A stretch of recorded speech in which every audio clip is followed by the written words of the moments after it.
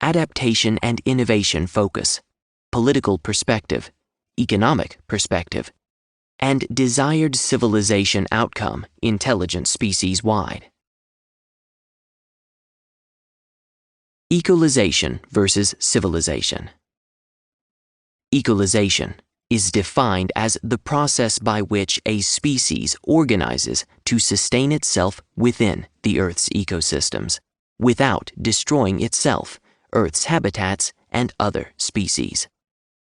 Civilization is defined as the process in which the species Homo sapiens organizes to sustain itself outside the Earth's ecosystems, which destroys Earth's habitats, drives other species to extinction, and puts its own survival at risk. Equalization has a planet-wide focus: one world, one species, Homo sapiens, the only surviving emergent intelligent species on planet Earth. Civilization is fragmented: country and regional focus, East versus West, aligned versus non-aligned, democratic versus non-democratic, developed versus third world, global versus regional, American versus British versus Chinese, etc. Fragmented by race, skin color, creed, wealth, and other distinguishing characteristics. Understandings and beliefs.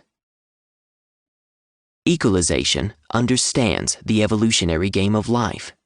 Life is about survival and not about making money. Civilization understands the money game. Life is about making money and not about survival. Equalization understands the evolutionary role and reason for intelligent species' existence, primarily, is to evolve and survive beyond the point of self-extinction. In civilization, most believe God created the universe and man is meant to rule the earth. Some believe in evolution but have no idea why intelligent species evolved. Equalization allows that intelligent species' survival, instead of extinction, might well have been the evolutionary reason for intelligent species evolution. Civilization thinks God is in control. Heaven or hell is the outcome, and evolution has nothing to do with Homo sapiens' survival or extinction. Equalization understands Earth's habitats and species are the life support systems of the Earth and are needed for intelligent species' survival. Civilization thinks Earth's habitats and species are given to man by God to be used as man so chooses. Equalization is aware of, understands, and follows the evolutionary survival patterns and their potential role in guiding intelligent species to survival. Civilization looks to religions and philosophies for guidance on how to live. It is unaware of the possible existence of evolutionary survival patterns. Equalization is deeply aware of the evolutionary role climate change and its timing plays in driving intelligent species to mature, migrate, and survive, or go extinct. In civilization, a few are aware that climate change has shaped human evolution, but that understanding stops short of recognizing its role in driving intelligent species to mature and migrate to survive, or go extinct. Equalization is deeply aware of and accepts the universal role migration plays in intelligent species' survival. Equalization would encourage and support Homo sapiens' terrestrial migration to survive. Equalization is deeply aware of and accepts the universal role migration plays in other species' survival. And it understands that the next Homo sapiens species-wide, survival-driven migration will have to be interplanetary and would begin preparation. Civilization is mostly opposed to Homo sapiens' terrestrial migration and does not yet understand the role migration plays in intelligent species' survival. Civilization understands the role of migration in other species' survival, but simultaneously pursues policies that block or limit migration. In civilization, only some have begun to grasp that the next Homo sapiens species-wide survival-driven migration will have to be interplanetary. No species-wide preparation as yet. Fundamental and guiding principles. What motivates Homo sapiens? Equalization wants survival of Homo sapiens, one's own species, of all other species, and of all Earth's habitats and ecosystems. Civilization wants profits and economic growth for a few individuals, the 1%, for most corporations, and for some countries. Equalization wants the pursuit of evolutionary maturity and survival. Civilization wants the pursuit of health, wealth, and happiness. They are preoccupied with personal, corporate, and national wealth accumulation. Equalization understands the evolutionary yin and yang pattern that says habitat survival ensures species survival, and species survival ensures habitat survival. Civilization fails to make the connection between species survival, habitat survival, and Homo sapiens survival. Equalization says, live and let live. Civilization says, winner takes all. Equalization sees itself as a part of a community of species, and not elevated above them or here to rule over them. Civilization sees itself as being separate, apart, and above other species, and can do with them as it pleases. Equalization is a culture built on an overarching sense of mutual interdependence and care for all species, Earth's ecosystems and habitats, and one's self. Civilization cares for self and family mostly, close friends some of the time, much less so for utter strangers, and even less for non-pet species and Earth's ecosystems. Values. How is nature viewed? An equalization thinks that species, ecosystems, and habitats are the life support systems of the Earth and are to be preserved at all cost. It understands Homo sapiens would not survive if these go extinct. Civilization thinks species, ecosystems, and habitats are commodities to be bought and sold for a profit. It fails to make the connection between other species' survival and its own survival. Guiding laws. Equalization has the survivability and habitat sustainability test that ensures no activity that can result in the extinction of species, ecosystems, and the Homo sapiens species itself is undertaken. Civilization has global and nation-state laws built mostly around economic development, national security, and public safety, and is minimally concerned about species, ecosystems, and Homo sapiens survival. Equalization's laws are applicable to all species and all ecosystems and habitats. Civilization's laws are human rights laws. Species and ecosystem laws are afterthoughts. An equalization says that anything that can result in species, Homo sapiens, and habitat destruction is a non-starter.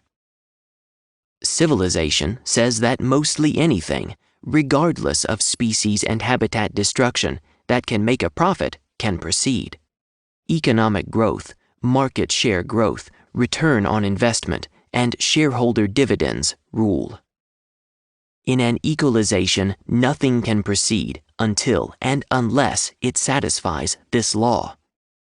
In a civilization, everything can proceed, except where some non-human species and habitat protection rights exist and can't be easily ignored. Adaptations and innovations focus. Equalizations are survival-driven. No adaptations or innovations are possible unless the process and outcomes support species, habitat, and Homo sapiens' survival. Civilization is profit and growth driven. It is scientific discovery driven. Species ecosystems and Homo sapiens survival are not prerequisites. Environmental impact regulations routinely are thwarted and/or rolled back. An equalization is Homo sapiens, all other species, and habitat survival driven. A civilization is self, corporate, academic, or R&D lab, and sometimes country-driven. An equalization will never, under any circumstances and for any reason, adapt or innovate capabilities that enable species-wide self-extinction. An equalization could never develop WMDs. Civilizations have some qualms about adapting or innovating capabilities that enable Homo sapiens self-extinction, but can still proceed as long as it can be shown to make a profit, increase market share, and if strategic for economic, political, or military purposes, and to achieve world dominance. An equalization is interested solely in preserving life, habitat, and species survival, and in adaptations and innovations that are survival-driven. It has no interest in profit for its own sake, market share, and world dominance-driven innovations and adaptations. Civilization is interested especially in profits, market share, and domestic and/or world market dominance-driven adaptations and innovations. Preserving species life and habitats is considered, at best, secondary and often viewed as overrated. Political perspective.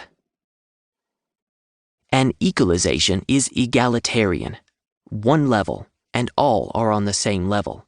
No rulers, no elite, no poor, no wealthy, no haves and have-nots, no government, no constitution, no laws, no law enforcement.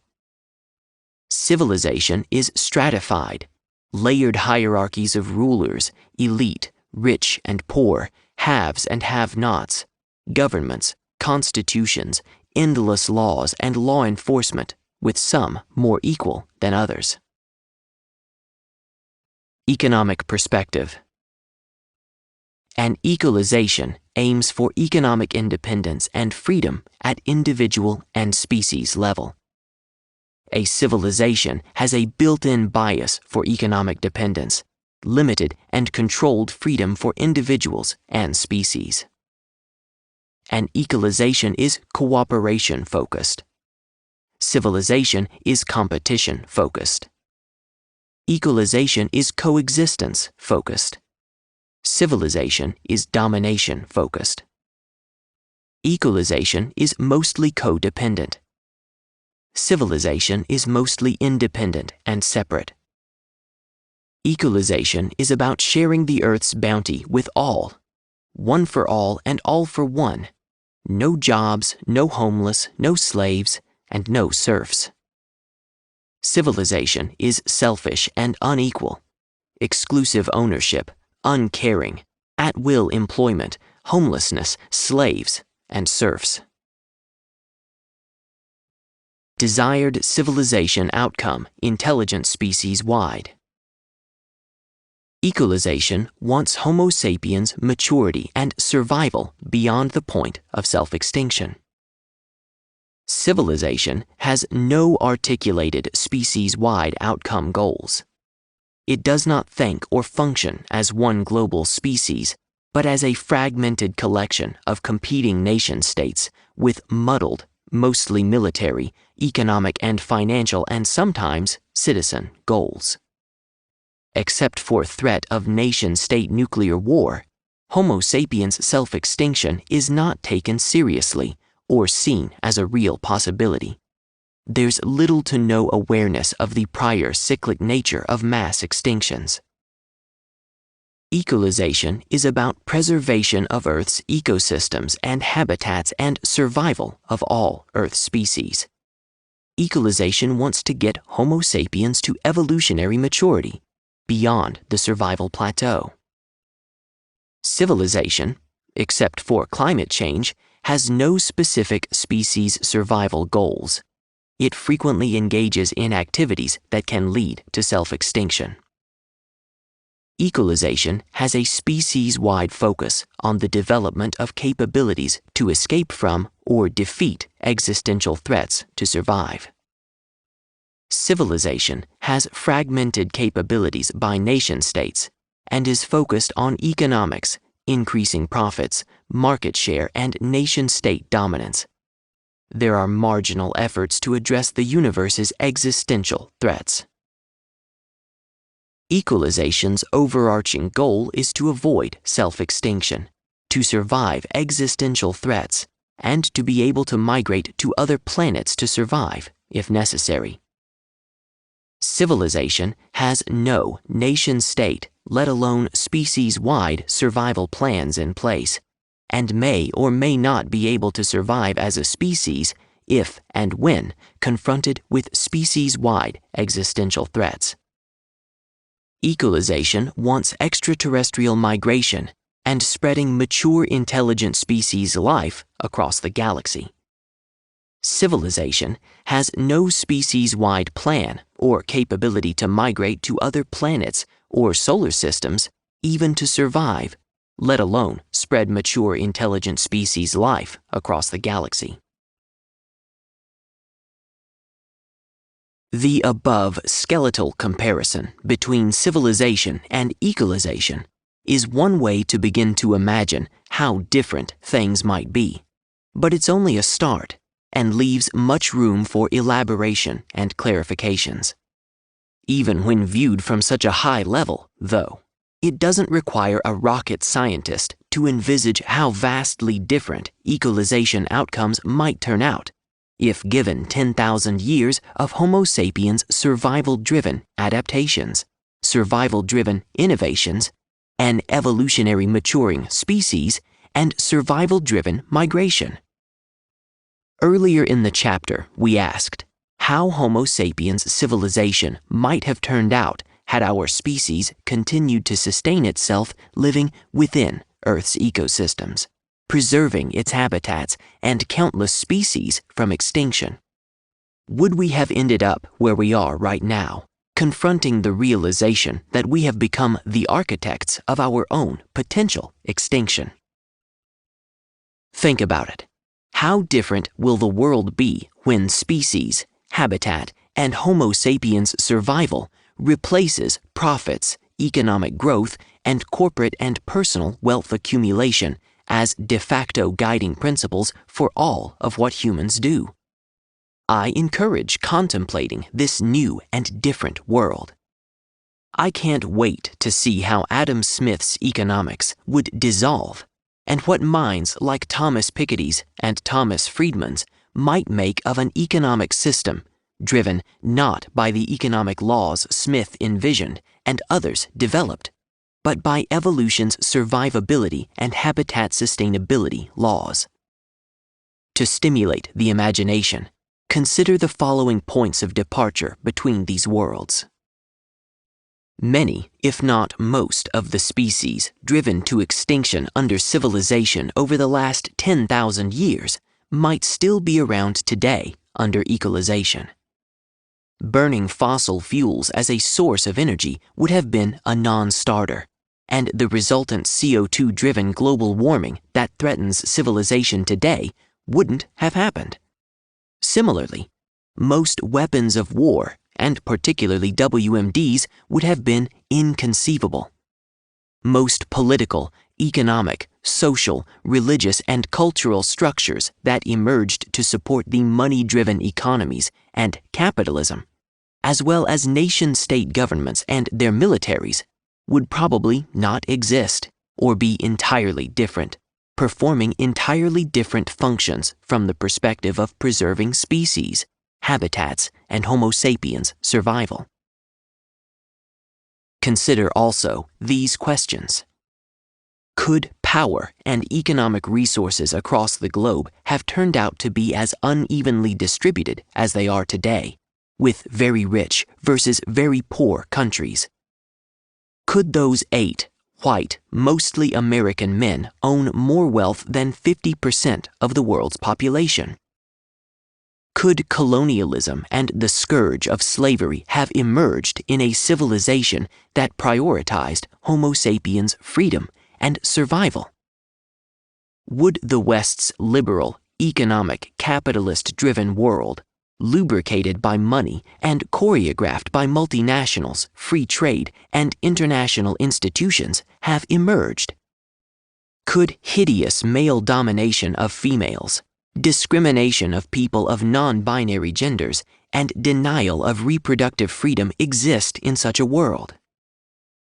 Could political ideologies such as communism in China and Russia, and democracy in Western countries, or the unending stream of strongmen and dictators who, under the guise of governing, suppress Homo sapiens, have even seen the light of day? And where would all those religions be that today enslave the thinking of Homo sapiens the world over?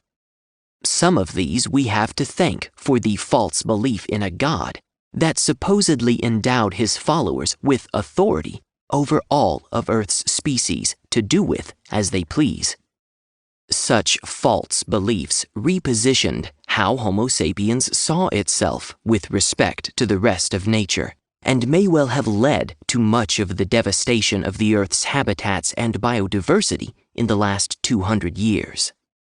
Much of the foundation of our current civilization, which began with the need to manage surplus grain after the transition to agriculture, and morphed into today's profit-driven economy-based entity fueled by greed and desire for personal and corporate wealth accumulation, a motive that is reflected by our innovations, adaptations, institutions, commerce, ideologies, customs, culture, beliefs, and more, most likely wouldn't have emerged in a world order that prioritized species, habitat, and Homo sapiens' survival above all else. It's entirely possible that what would have emerged in its place would seem strange, if not actually alien, to our civilized eyes. But however different it may have turned out, one can pretty much bet it would not have ended up 10,000 years later with Homo sapiens becoming the architects of its own destruction, left to contemplate, as it does today, its potential self-extinction through its own innovations. Some might consider equalization unrealistic. But as naive or unbelievable as these proposed differences between equalization and civilization might seem, one need only look back into our past to a time when capitalism was not even a word, when forms of government such as democracy and communism did not exist, when the sciences and innovations that led to WMDs that today threaten self-extinction were as yet unborn ideas, and when none of the religions that pervade the world today even existed in a shaman's imagination. If one were to go back even further, before farming and agriculture facilitated the hijacking of our species' freedoms by the few, one would find a world order that evolved around the evolutionary principles of equalization, reflected in the way our forebears existed within Earth's ecosystems for millions of years before civilization emerged. Equalization has been habitat survival tested, species survival tested, and Homo sapiens survival tested for millions of years, and managed to steer our forebears clear of all the existential threats that civilization has unleashed just in the last 10,000 years. Far from being naive, unbelievable, or even alien, then, equalization offers a way to live that is consistent with the evolutionary survival equation and potentially the only path to Homo sapiens survival. living in a world order founded on evolutionary principles that underpin equalization, does not condemn Homo sapiens to a life of hunting and gathering, as some might imagine. Not that hunting and gathering was so terrible. On the contrary, it may have been a more affluent, politically free, and economically independent lifestyle than most Homo sapiens have today. But rather, simply institutes the obligation and requirement to preserve and ensure, above all else, the survival of Earth's ecosystems and habitats, its flora and fauna, and the Homo sapiens species itself. Similarly, such a life does not mean there would be no adaptations and innovations either, or that they would be fewer or dumbed down, but only that they be survival-driven adaptations, survival-driven innovations, and survival-driven scientific research. Indeed, as noted earlier, evolution's survival-driven adaptations and survival-driven innovations were all executed within Earth's ecosystems, carried out by our non-intelligent microbe forebears over billions of years. These dwarf into insignificance those humans have so far attained by doing so outside Earth's ecosystems. In fact, given a choice, who wouldn't prefer that those rare minerals used in our smartphones and the diamonds that sparkle in our rings and necklaces didn't depend on the suffering, death, and exploitation of peoples caught up in conflict? Wouldn't that box of exquisite chocolates not only taste much sweeter, but sit much better in one's conscience if you knew that the real cost of a chocolate bar was not the loss of the rainforests in countries in West Africa, that cocoa exporting countries like the Ivory Coast had not replaced 80% of their forests over the last 50 years mainly with cocoa plantations and farms, and that fair trade practices had been observed and no one had suffered, no locals had been defrauded by a multinational to make that tasty treat affordable? Wouldn't it be wonderful, too, to once again enjoy salmon and mackerel and other seafood without the risk of ingesting harmful mercury and other chemicals? Would the oceans be choked with islands of plastic and garbage, or growing numbers of dead zones, if species and ecosystem survival were the preferred outcomes rather than profit and economic growth? And think of all the harmful side effects modern pharmaceuticals cause, or the harm that comes from a healthcare and food industry driven by profits rather than concern for the health and survival of Earth's species, ecosystems, and the Homo sapiens species itself. As Homo sapiens begins to apply equalization's survivability and habitat sustainability first approach, many of the ills that plague the modern world, whether scientific, technological, economic, political, medical, cultural, religious, or personal, will begin to recede. There would still no doubt be issues, if only because wherever humans are, there are issues. However, it is likely that the problems such a world would face would be orders of magnitude more manageable than the intractable ones that now bedevil and beset modern Homo sapiens civilization. So, if the path to Homo sapiens survival requires a return to some form of equalization, how can modern Homo sapiens begin while still ensnared in a civilization managed by capitalist principles and controlled by the few? How, who, or what could bring about such a change?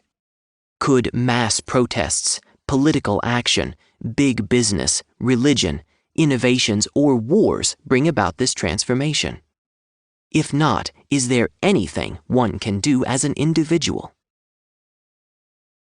Could mass protests bring about this transformation? They mostly haven't so far, but this time, maybe? Let's look first at why they mostly haven't. Not to disdain or discourage any of the valiant attempts our species has made to regain its lost freedoms, but such an across-the-board, transformation more than likely won't occur as a result of protests as we have known them, and to bring it about by force clearly isn't a good idea. Such a transformation will have to be species survival driven, voluntary at both the individual and species-wide level to be effective. Protests as we have known them, whether they are peaceful or violent, for political, economic, or humanitarian reasons, or by any other means, or for any other purposes, historically tend to have no more success than the French accomplished in their decade-long revolution over 200 years ago. The Russians, too, got rid of their Tsar only to end up with communism, and 100 years later with another Tsar in the person of Vladimir Putin. Similarly, the Chinese under Mao Zedong in 1976 embarked upon a cultural revolution, supposedly to get rid of bourgeois elements that might turn back to capitalism, closing schools and killing millions in the process, only to return to capitalism a dozen years later under Deng Xiaoping's special economic free market zones. And will the 2019 Hong Kong anti-extradition law protest against Beijing be any more successful than the prior Hong Kong democracy protests of 2014, or the devastating Tiananmen Square protest of 1989? And how can one still retain hope in the promise of protests after seeing how millions of Syrians, driven from their farms by drought caused by climate change, were brutally slain by their government, aided by Russia and others, now left to wander as refugees, their homes demolished and their lives destroyed? Not even the American Civil War was able to rid the U.S. of slavery and racial bigotry. Last count, America was home to more than 60,000 slaves. African Americans and all involved in the American civil rights movement suffered to lift the legacy of slavery, only to find that decades later, racism is still alive and well in America, perhaps even in the highest offices in the land. And what about others of our species during the not-so-distant past, and innumerable others still over geologic time, who rose up only to be struck down by the powerful among their fellow Homo sapiens? What the above protests as we have known them have in common that render them unlikely to succeed are that they are location and issues specific. Gun violence in America by city or state, political oppression. Millions of people are tired of despotic rulers and strongmen in Syria, Russia, Hungary, Venezuela, and various African countries. Apathy, partiality, and/or disunity driven by religion, politics, and numerous other forms of manipulation.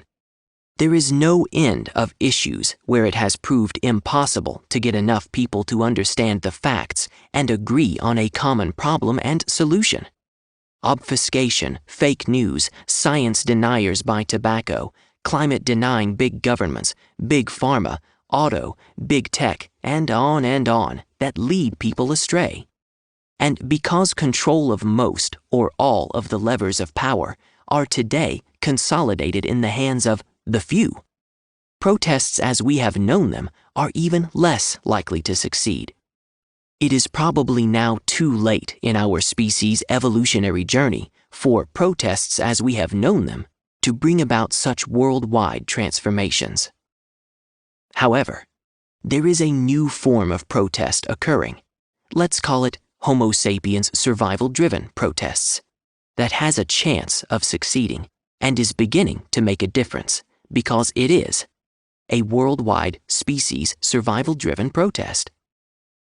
Here's what's different about this kind of protest. It's humanity-wide. It has the potential to become united around a protest engaged by all humanity, species-wide. The last time our species rose up as one in pursuit of survival was 70,000 years ago when they migrated out of Africa. They did so because of failing habitats due to climate change brought on by the last ice age. We wouldn't be here had they hesitated, and our species might well go extinct if we fail to act as they did. It represents a single issue. It is something everybody can understand: the threat to Homo sapiens' survival. Survival from potential species-wide extinction due to climate change. Everyone gets it and can now root for the same goal: survival. It is worldwide. It is not confined to a single region, country, or geographic location, but rather, it affects the entire planet, thereby making it harder to play one country or region against another. It impacts all social classes. The rich, middle class, and poor are all affected, so derailing such protests by setting one class against another is unlikely to succeed. It's driven by the younger generation and children. Indeed, out of the mouths of babes and sucklings. Who would have thought? And it includes all generations, including the unborn, because all will likewise perish unless urgent action is taken. It has no ideological, political, economic, religious, or special interest focus, just survival. As we have noted, all Homo sapiens want to survive. Moneyed sapiens, techno-sapiens, and every other kind of special interest sapiens, even including, you guessed it, the few who run things now. It might have succeeded at least once before. It resembles, in some respects, another successful protest: Martin Luther's protest against what he regarded as a dominant issue of his day, the sale of indulgences. Luther didn't like the fact people could buy indulgences or reduced punishment after death as practiced by the dominant power of the day, the Catholic Church. And like Luther's protest, it might even be accelerated by the emergence of new technologies, a free press aided by widespread access to social media and digital technologies, as his was enabled by the timely emergence of the technology of his day, the printing press. Just as Luther's protest and the printing press enabled a choice to know the Word, rather than to blindly believe what the Church claimed to be the Word, so these climate change protests might well enable our world to become aware of the real threats to our survival, rather than continue to be deceived by flat-out lies and distortions by climate deniers, profit-driven multinationals, and most governments and politicians who conceal the truth and the existential risk climate change poses, as the Church did back then. It was Luther's protests and the printing press that opened the eyes of the many, and may well have sowed the seeds for the Reformation that may well, too, have eventually made possible the Industrial Revolution. So it is not impossible, then, that these climate change protests in our time, enabled by a vibrant free press and prevailing digital technologies like social media, may well become the basis of yet another reformation. This time, though, a reformation of 21st century civilization from being profit and growth driven to being habitat, species, and human survival driven. Finally, this kind of change requires a paradigm shift. And paradigm shifts throughout history didn't necessarily come from governments or technologies and science. These may have facilitated a shift, but were not the root cause. Neither did they arise from economic thought and commerce or the multinationals driving trade, growth, and profits. Paradigm shifts come from people who decide to make a change, and they tend to do so en masse when they perceive their survival has been put at risk, as climate change threatened our forebears with extinction 70,000 years ago, and as it seems ready to try to do again today. And within 21st century Homo sapiens civilization today, those who need to make this change happen to ensure their survival are Homo sapiens, of course, not governments, institutions, ideologies, science, AI, or technologies. Just us, Hence, protests. These protests are just starting to gather steam and include numerous worldwide climate change protests by students. Various organizations are taking a stand in many countries, like Extinction Rebellion in the UK. Their chances of success will depend on their becoming a worldwide, survival-driven process focused on one thing and one thing only: Homo sapiens' survival. Only time and participation will tell. World War-driven transformation. There are those who look to a third world war to break the stranglehold of capitalism and rid humanity of the few, by wiping away much of what ails mankind, seen in many science fiction movies, such as Star Trek: First Contact. As if such a global conflict will somehow take out only the rich and powerful, leaving only survivors from among the rest to remake the world. Homo sapiens will have learnt its lesson and will somehow develop a new civilization, free from capitalism and the pursuit of wealth, and will go on to develop the technologies for interplanetary migration. It's not obvious why anyone would envision a world war as a path to such transformation. It sells well in the movies, no doubt at least partly because they never bothered to show the Third World War itself, picking up the story long after. It seems as if the people who write these screenplays haven't had much to do with the last 2 world wars, and don't know much about what a global thermonuclear war will do to the planet, and the scant chance for sustainable ecosystems to survive one. What about government and politics?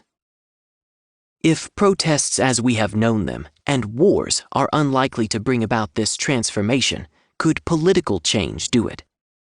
It's true that there has been a significant decline in warfare in the last century, due to the growth in a shared form of government, such as democracy, greater international collaboration, international trade agreements, and global institutions.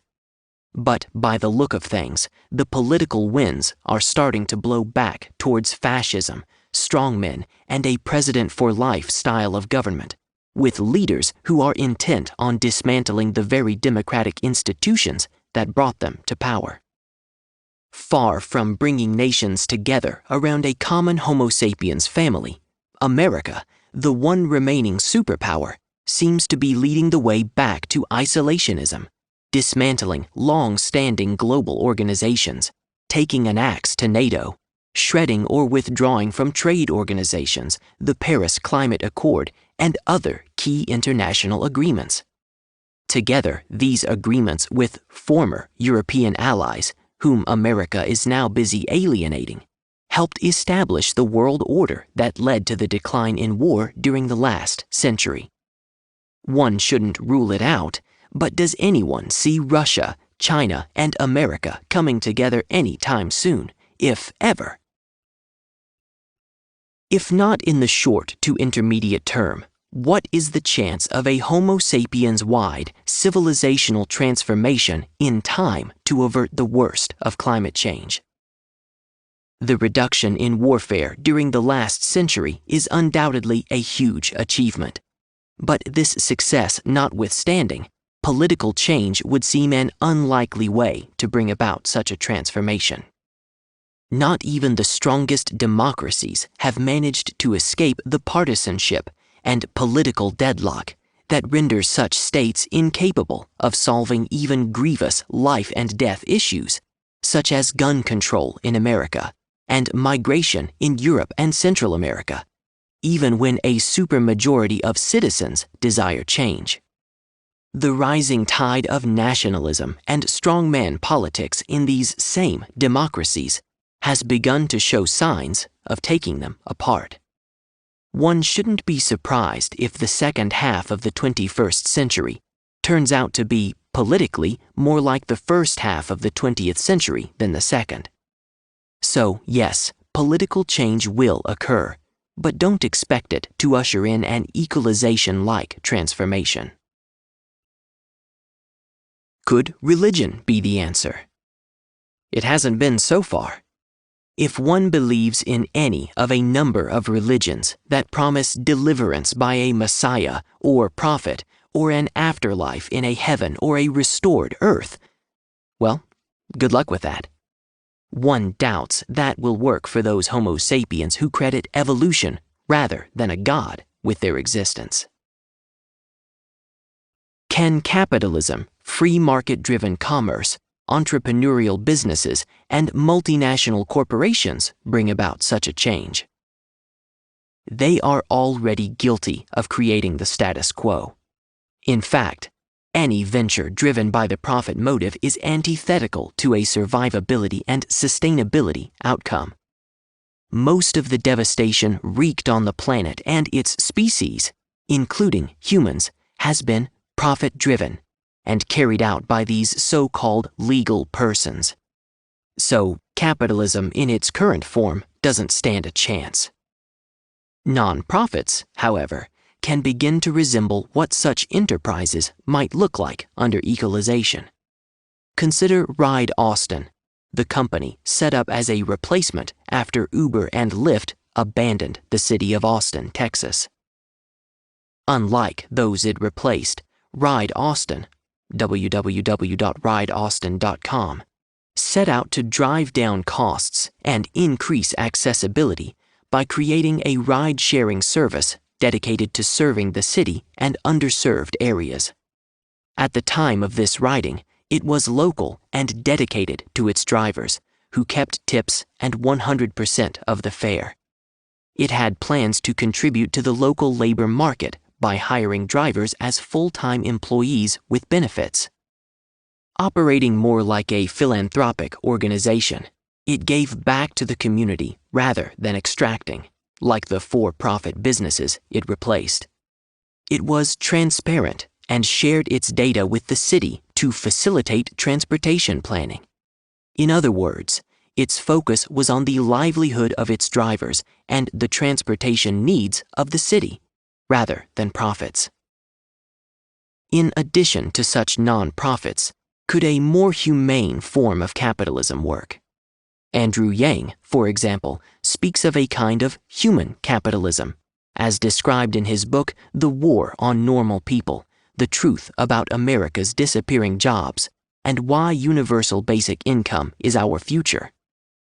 Yang envisions a different form of capitalism, one whose core tenets hold that humanity is more important than money. Amen to that.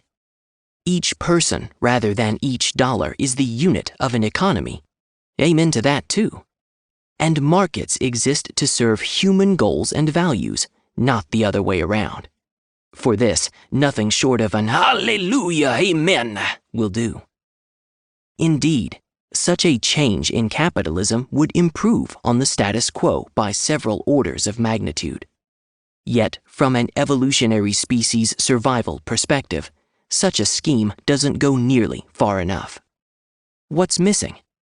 The fundamental change that needs to occur is a replacement of the motives that drive capitalism: personal and corporate profit, wealth accumulation, and economic and market growth, with a return to an economy that puts first and is driven by the survival of humans, habitats, and species. Adam Smith, however, wouldn't consider this capitalism. Could science and innovation bring about that transformation? Many look to science and innovation as Homo sapiens' escape mechanism.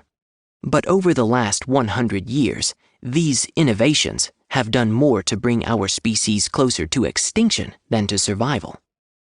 Putting our hopes in science and technology may sound like a good strategy, but only until one realizes that it is precisely because of our science and technology, when paired with our evolutionary immaturity, that our species stands on the brink of a survival extinction precipice. Perhaps we will be able to build spaceships that can take some, think the few, to Mars, or some other planet to escape the troubles we are creating here on Earth. But not even the most hopeful scientists believe that will be possible for another 100 to 200 years. Meanwhile, our ability to adapt and innovate has already created much bigger problems than the ones we were hoping they would solve. Can individuals bring about such a transformation? If transformation cannot be wrought by protests as we have known them, or politics, religions, or innovations, warfare, or new forms of capitalism, can individuals bring about such a transformation? Yes, and maybe. Yes, because as an individual, one can take steps to bring about such a change at a personal level, and there is no lack of advice on how one can play one's part. Such personal transformation will have to be replicated across our entire species to become a species-wide preference, if not a species-wide choice. Such a transformation will have to be voluntary, both at the individual and the species-wide level, to be effective. Individuals must want this transformation first before it can become the desire of the entire species as a whole. It must transform from an individual to a worldwide species survival-driven protest. Yet, there is still the maybe aspect of this question. Maybe, because even with all or most Homo sapiens wanting this transformation, control and power remain almost entirely in the hands of the few. It will require more than likes and posts from me and you, and my neighbors and your neighbors and all of their neighbors on Facebook, Google, Pinterest, or Baidu to make it so. Indeed, neither old power nor new power might be enough. Instead, modern Homo sapiens is going to need evolution's help as well, just as our forebears needed it and got it to migrate out of Africa. Let me remind you how it all went down.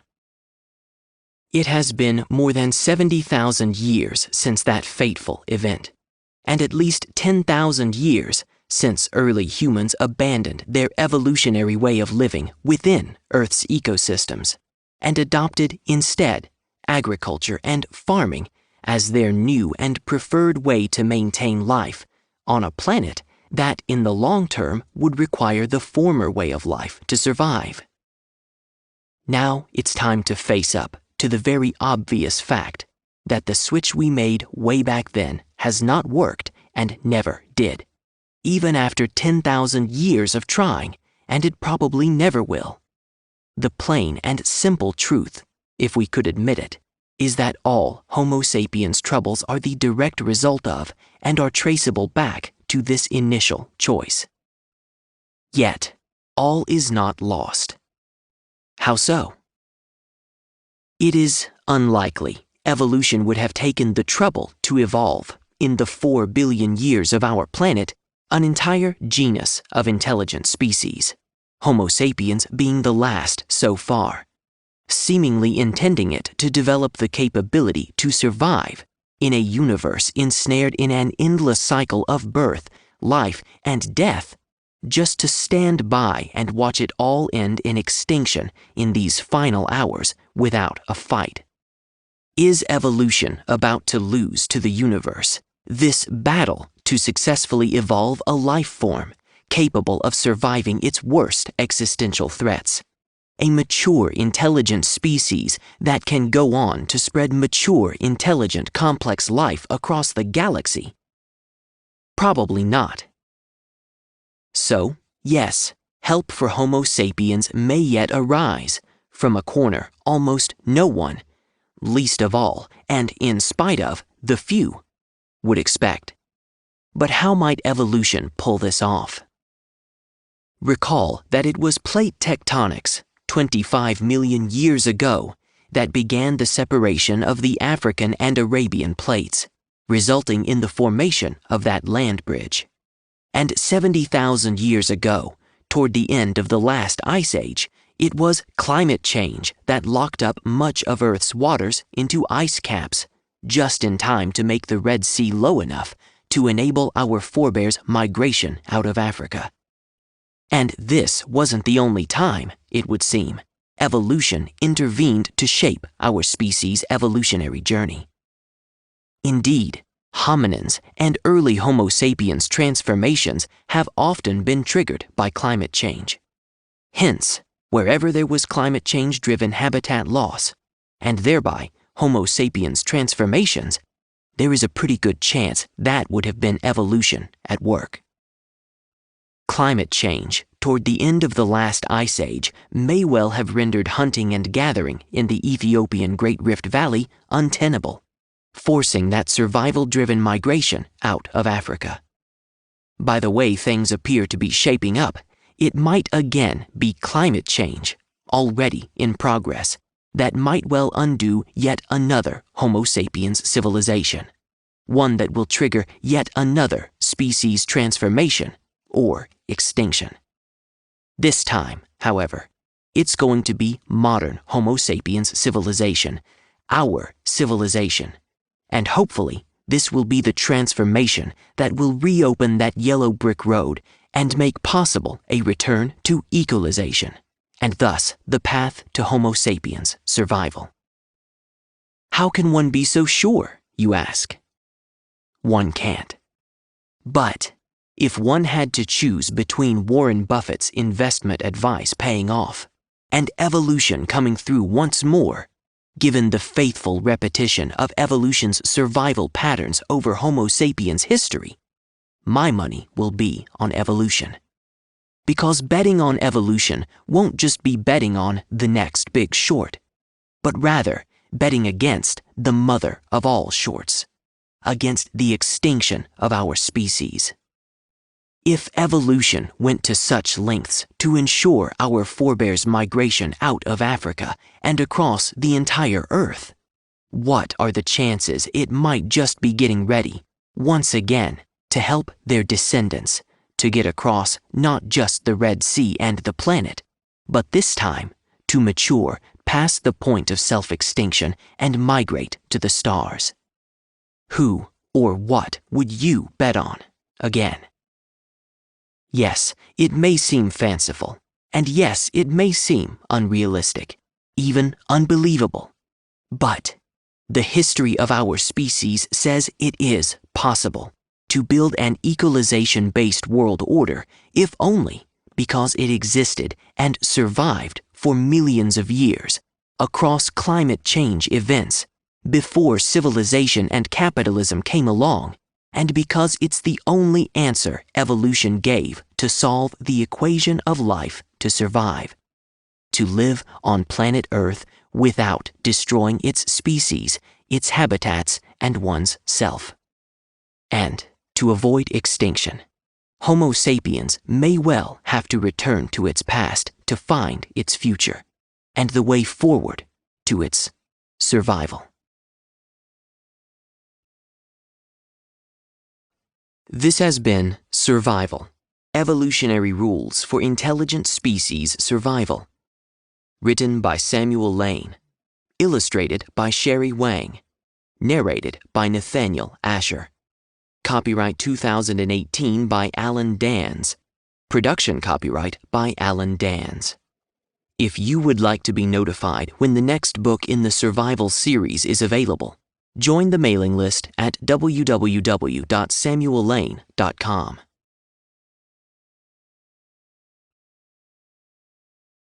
Audible hopes you have enjoyed this program.